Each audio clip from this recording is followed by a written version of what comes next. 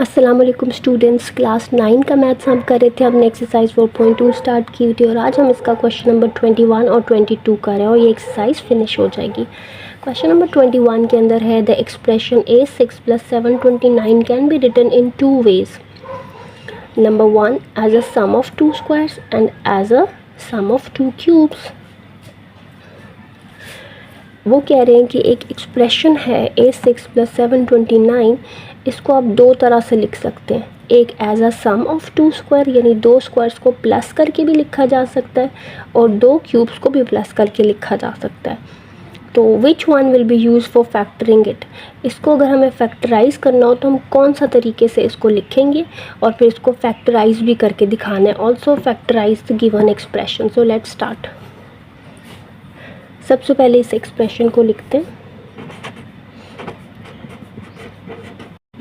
अच्छा, पहले देखो, पहले इसको हम लिखते हैं as a sum of two squares.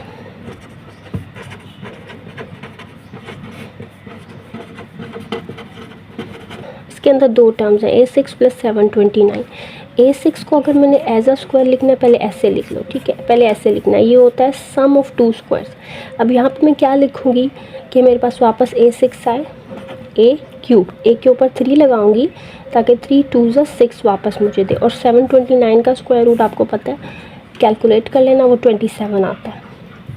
तो ये हो जाता है a³ स्क्वायर + 27 स्क्वायर। तो ये है सम ऑफ टू स्क्वायर्स। अच्छा, अब हम इसको लिखते हैं as a sum of two cubes, यानी अब मैं ऐसे लिखूँगी this cube plus this cube. अच्छा, अब a6 को मैं ऐसे लिखूँगी a² और उसके ऊपर क्यूब, ठीक है, ताकि 2 3 ज़ा 6 वापस मिले। और 729 का क्यूब रूट फाइंड कर लेना, वो आपके पास आ जाता है 9। 9 को 3 दफ़ा मल्टीप्लाई करो तो 729 आता है। तो एज अ क्यूब हम इसको ऐसे लिख सकते हैं। अच्छा, ये हमने लिखा as a sum of two square और ये हमने लिखा as a sum of two cubes. अब ये अगर हमें देखूँ तो ये बना है a² + b²। a² + b² का हमारे पास कोई फॉर्मूला नहीं है जिसको हम यूज़ करें इसको फैक्टराइज करने के लिए, लेकिन ये बना है a³ + b³। और a³ + b³ का हमारे पास एक फार्मूला होता है जिसके थ्रू इसको हम फैक्टराइज कर सकते हैं। तो हम ये वाला फार्मूला यूज़ करें। वो क्या होता है वो मैं लिखती हूँ। So using a³ + b³ equals to a + b into a² minus ab + b²। ये वाला फॉर्मूला यूज़ करेंगे हम।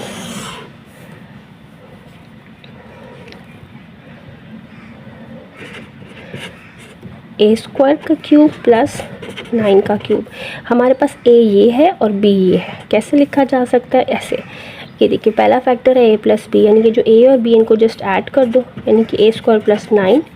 और फिर क्या करना है, a का स्क्वायर लेना है, a का square minus a b + b का स्क्वायर।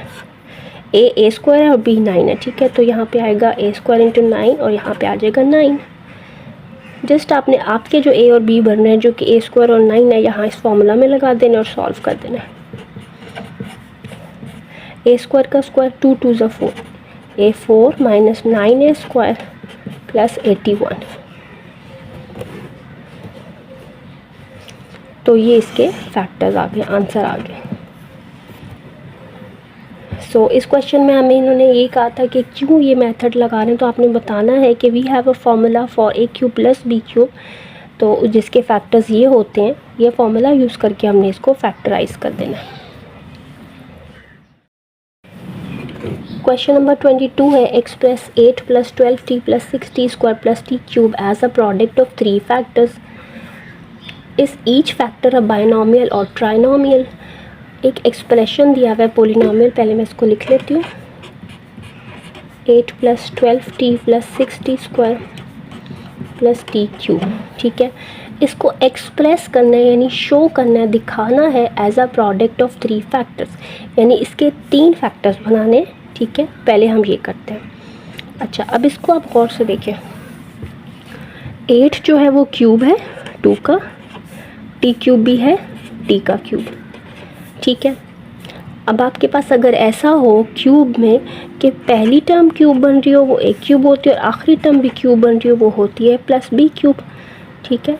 तो बीच में जो फॉर्मूला होता है हमारे पास या तो प्लस का होता है या माइनस का। यहाँ पे चूँकि सारी पॉजिटिव है तो मैं प्लस ही लिखूँगी, बीच में 2 टर्म्स आएगी। दूसरी टर्म होती है 3a² और तीसरी टर्म होती है 3ab²। फॉर्मूला में तो अब देखते हैं कि क्या यहाँ से ये पूरी फॉर्म हमारे पास बनती है या नहीं।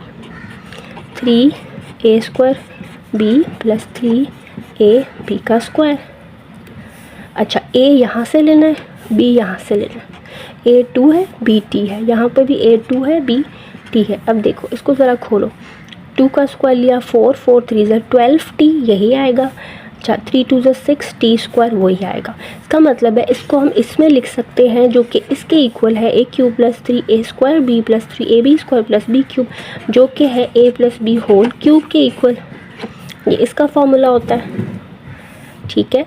तो जब ये सारी चीज़ इसके इक्वल है, ये इसके इक्वल है, तो इसको भी हम इसी फॉर्म में लिख लेते हैं एज अ सम। यानी कि आप अपना a देखो यहाँ से 2 और b देखो यहाँ से t, उनको कर दो plus a + b whole cube. अच्छा, क्यूब का मतलब होता है कि ये चीज़ आपस में 3 दफ़ा मल्टीप्लाई हो रही है। 2 + t 2 + t 2 + t। तो ये आपके पास आ गया है प्रोडक्ट ऑफ 3 फैक्टर्स, ठीक है। 1 2 3 फैक्टर्स आपस में मल्टीप्लाई हो रहे। इस क्वेश्चन में आपको यही दिखाना था कि express this as a product of 3 factors, तो वो हमने दिखा दिए 3 फैक्टर्स, 2 + t 2 + t 2 + t।